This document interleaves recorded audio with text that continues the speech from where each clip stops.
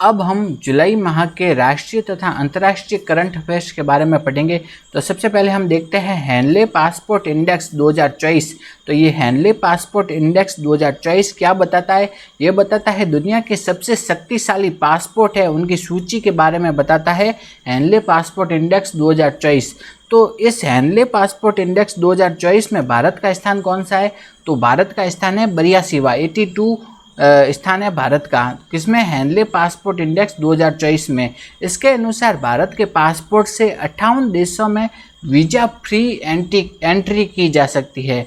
तो Henley passport index 2024 के अनुसार भारत का स्थान है 82वां और इसके अनुसार भारत के पासपोर्ट से कितने 58 देशों में वीज़ा फ्री एंट्री की जा सकती है। जबकि हेनले पासपोर्ट इंडेक्स में जो पहला स्थान है वो कौन से देश का है? वह है सिंगापुर का। आगे हम देखते हैं प्रधानमंत्री नरेंद्र मोदी को किस देश का सर्वोच्च नागरिक सम्मान प्रदान किया गया है? तो नरेंद्र मोदी को कौन से देश है उसका सर्वोच्च नागरिक सम्मान प्रदान किया गया है? वह है रूस का। ठीक है, तो हाल ही में प्रधानमंत्री नरेंद्र मोदी को रूस का सर्वोच्च नागरिक सम्मान प्रदान किया गया है।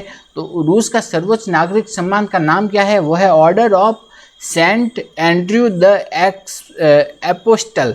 ठीक है, तो रूस के जो सर्वोच्च नागरिक सम्मान का नाम क्या है? Order of Saint Andrew the Apostle.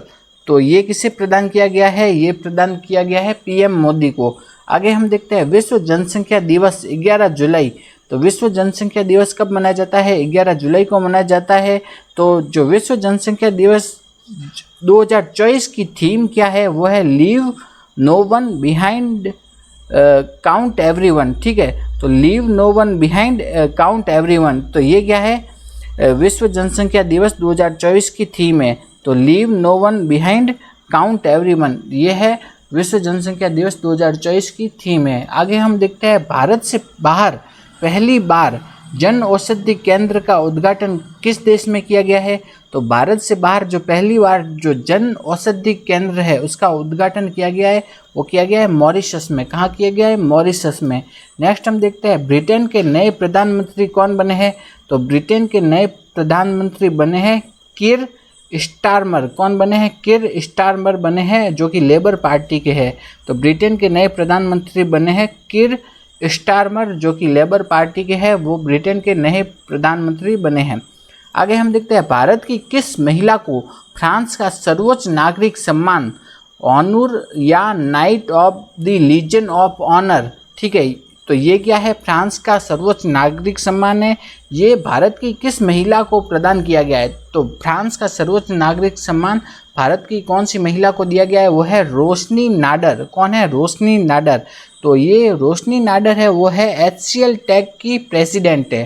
तो HCL टेक की प्रेसिडेंट रोशनी नाडर को फ्रांस का सर्वोच्च नागरिक सम्मान जिसका नाम क्या है? होनर या knight of the Legion of Honour, वो दिया गया है रोशनी नाडर को।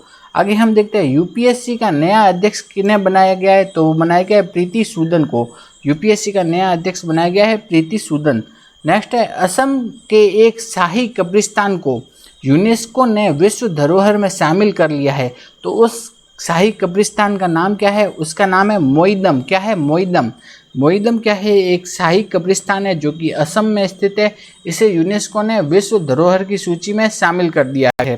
तो इसके साथ ही भारत में जो विश्व धरोहर है उनकी संख्या कितनी हो गई है? वो हो गई है इसके साथ ही भारत में विश्व धरोहरों की संख्या कितनी हो गई है? वो हो गई है 43।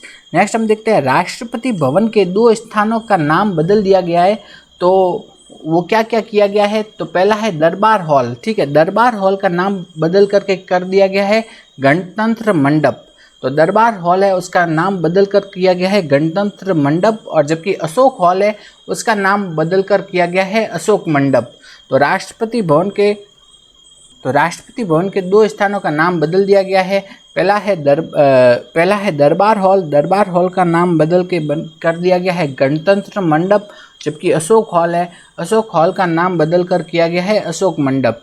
नेक्स्ट हम देखते हैं ग्लोबल इंडिया AI शिखर सम्मेलन का आयोजन कहाँ हो रहा है? तो ग्लोबल इंडिया AI शिखर सम्मेलन का आयोजन 3 से 4 जुलाई 2024 को नई दिल्ली में हो रहा है। तो ग्लोबल इंडिया एआई शिखर सम्मेलन है, उसका आयोजन 3 से 4 जुलाई 2024 को कहाँ हो रहा है? नई दिल्ली में हो रहा है।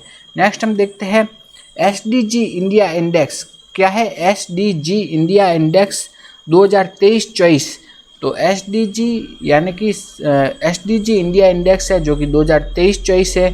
इसको जारी कौन करता है? इसको जारी करता है नीति आयोग। ठीक है, तो एसडीजी इंडिया इंडेक्स 2023-24 में भारत का स्कोर क्या रहा है? भारत का स्कोर रहा है 71।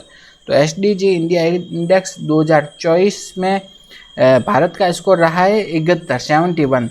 नेक्स्ट हम देखते हैं भारत में 3 नए आपराधिक कानून कब से लागू होंगे? वो है लागू होंगे 1 जुलाई 2024 से।